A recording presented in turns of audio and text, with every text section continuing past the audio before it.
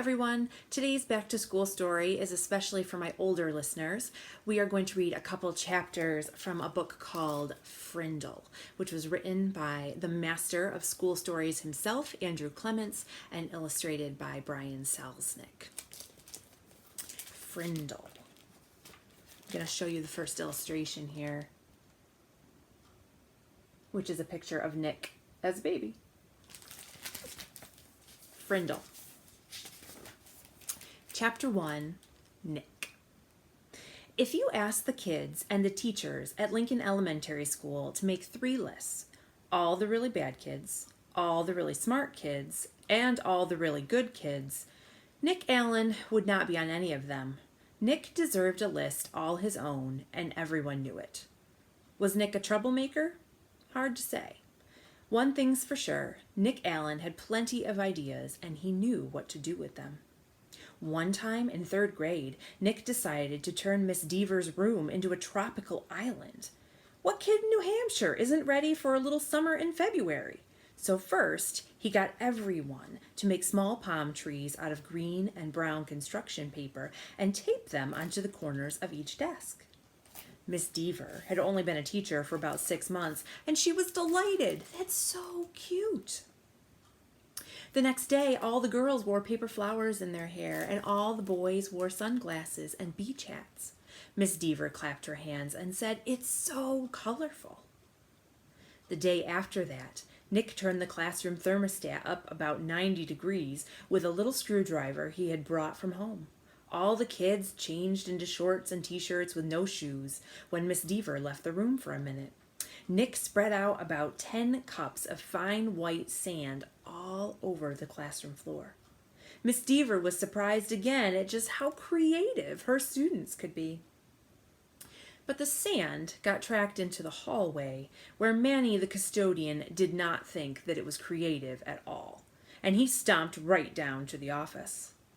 The principal followed the trail of sand, and when she arrived, Miss Deaver was teaching the hula to some kids near the front of the room, and a tall, thin, shirtless boy with chestnut hair was just spiking a Nerf volleyball over a net made from 6 t-shirts tied together. The 3rd grade trip to the South Seas ended suddenly. But that didn't stop Nick from trying to liven things up. Lincoln Elementary needed a good jolt once in a while, and Nick was just the guy to deliver it. About a year later, Nick made the great blackbird discovery. One night, he learned on a TV show that red-winged blackbirds give this high-pitched chirp when a hawk or some other danger comes near. Because of the way sound travels, the hunter birds can't tell where the high-pitched chirp is coming from.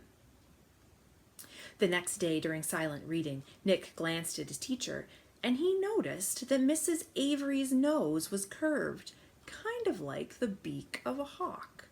So Nick let out a high, squeaky, blackbird beep. Mrs. Avery jerked her head up from her book and looked around. She couldn't tell who did it, so she just said, "Shh," to the whole class. A minute later, Nick did it again, louder. Peep! This time, there was a little giggling from the class. But Mrs. Avery pretended not to hear the sound, and about 15 seconds later, she slowly stood up and walked to the back of the classroom. Without taking his eyes off of his book, and without moving at all, Nick put his heart and soul into the highest and most annoying chirp of all. Beep! Mrs. Avery pounced. "Janet Fisk, you stop that this instant!" Janet, who was sitting 4 rows away from Nick, promptly turned white and then bright crimson. "But it wasn't me, honest." There was a catch in Janet's voice, as if she might cry. Mrs. Avery knew she had made a mistake, and she apologized to Janet. "But someone is looking for big trouble," said Mrs. Avery, looking more like a hawk every second. Nick kept reading, but he didn't make a peep. At lunchtime, Nick talked to Janet.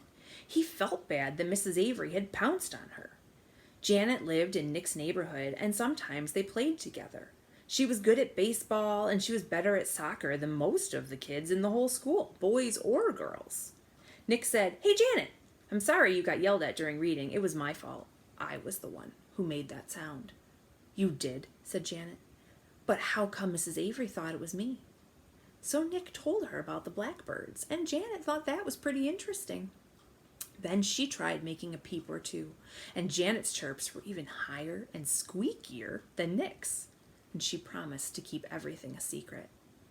For the rest of Nick's fourth grade year, at least once a week, Mrs. Avery heard a loud beep from somewhere in her classroom. Sometimes it was a very high-pitched chirp, and sometimes it was a very, very high-pitched chirp. Mrs. Avery never figured out who was making that sound, and she gradually trained herself to ignore it, but she still looked like a hawk. To Nick, the whole thing was just one long and successful science experiment, and Janet Fisk enjoyed it too.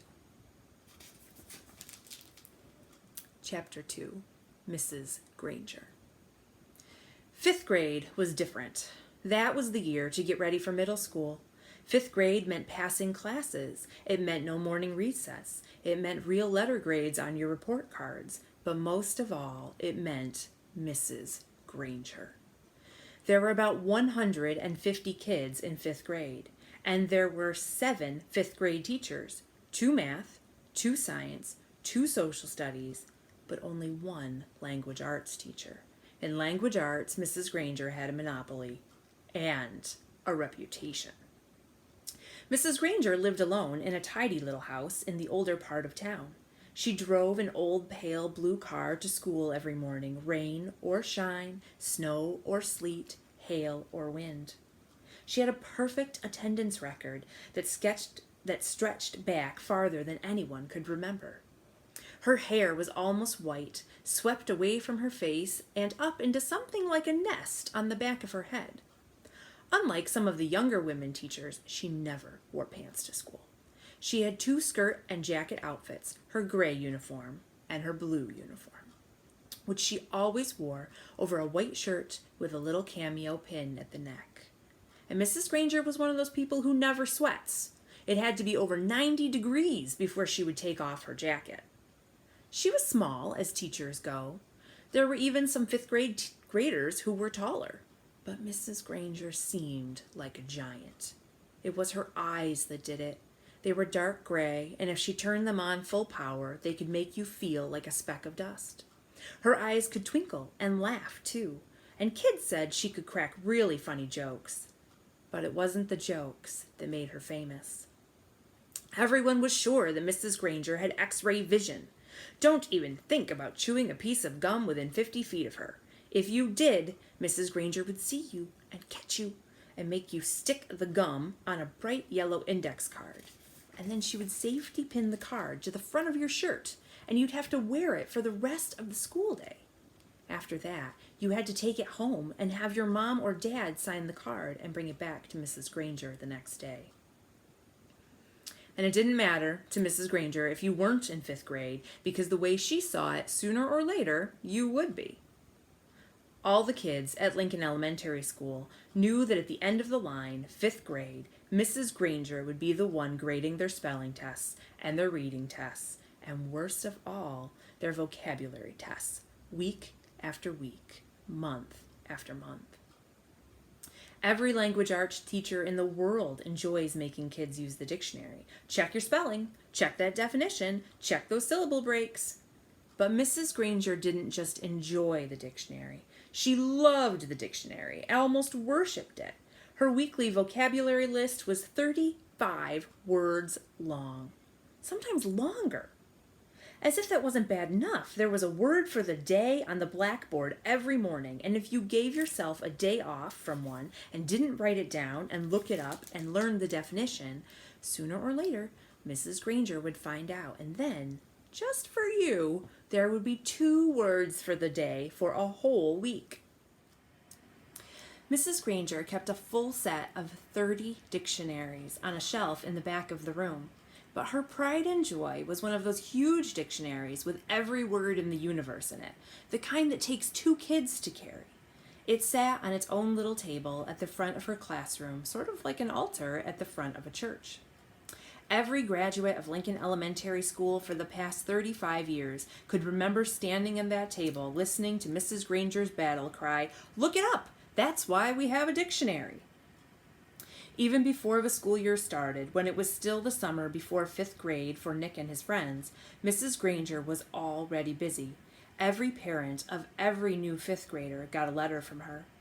Nick's mom read part of it out loud during dinner one night in August. Every home is expected to have a good dictionary in it so that each student can do his or her homework properly. Good spelling and good grammar and good word skills are essential for every student. Clear thinking requires a command of the English language, and 5th grade is the ideal time for every girl and boy to acquire an expanded vocabulary. And then there was a list of the dictionaries that Mrs. Granger thought would be acceptable for home study. Mrs. Allen said, "It's so nice to have a teacher take her work so seriously." Nick groaned and tried to enjoy the rest of his hamburger. But even watermelon for dessert didn't cheer him up much. Nick had no particular use for the dictionary. He liked words a lot and he was good at using them. But he figured that if he got all the words he needed just by reading, and he read all the time. When Nick ran into a word he didn't know, he asked his brother or his dad or whoever was handy what it meant, and if they knew, they'd tell him. But not Mrs. Granger.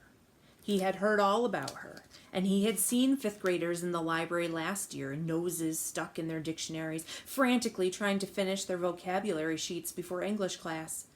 It was still a week before school, and Nick already felt like the 5th grade was going to be a very long year. So did you guys have a picture of what Mrs. Granger looked like in your head when they described her as having white swept up hair from her face? She never wore pants to school. So Mrs. Granger loved the dictionary. There she is.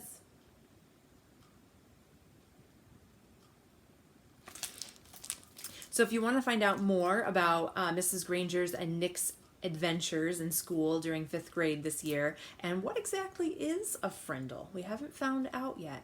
I would encourage you to borrow this book from the library, and I hope you enjoy it as much as I have. Have a great time next week at school, everyone. Bye. I think this story sounds interesting, but I still have no idea what a Frindle is. I don't know. Do you have any guesses on what a Frindle might be? I guess we'll find out soon enough, won't we?